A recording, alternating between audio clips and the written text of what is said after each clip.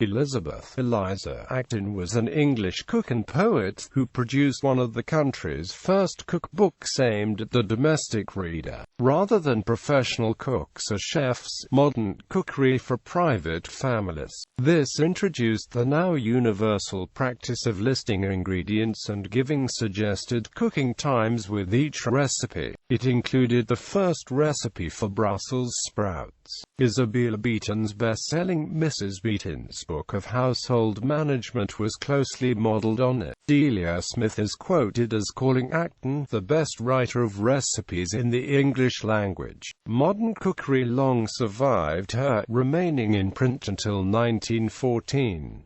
Eliza Acton was born in Battle, Sussex in 1799, the eldest of the 5 children of Elizabeth Mercer and John Acton, a brewer. The family returned to Suffolk shortly after her birth, and Eliza was raised there. When she was 17, she co-founded a girls' school with a Miss Nicholson in Claydon, near Ipswich. This remained open for 4 years, until Eliza Acton left due to poor health.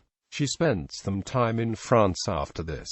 After returning to England, her first collection of poems was published in 1826, mostly on the theme of unrequited love. The book was moderately successful, and was reprinted a few weeks after its first issue. She subsequently wrote some standalone, longer poems, including The Chronicles of Castell Framlingham, which was printed in the Sudbury Chronicle in 1838, and The Voice of the North, which was written in 1842 on the occasion of Queen Victoria's first visit to Scotland. Acton's best-known work, Modern Cookery for Private Families, was first published in 1845. It was the result of several years of research, undertaken at the prompting of Longman, who had published her poems.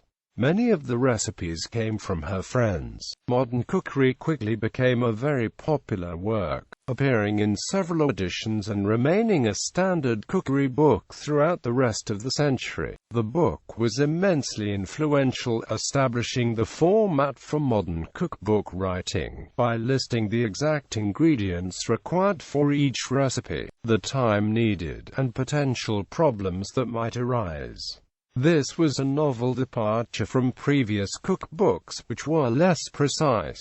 Shortly after the publication of Modern Cookery, Acton relocated to Hampstead, London, where she worked on her next and final book, The English Bread Book. Alongside recipes, this contained a scholarly history of bread making, which included Acton's strong opinions on some contemporary baking practices. This work was significantly less successful than Modern Cookery, and was only reprinted in 1990. Acton, who suffered from poor health for much of her life, died in 1859, at the age of 59. She was buried in Hampstead. Works, poems. The Chronicles of Castell Framlingham. The Voice of the North. Modern Cookery for Private Families. The English Bread Book.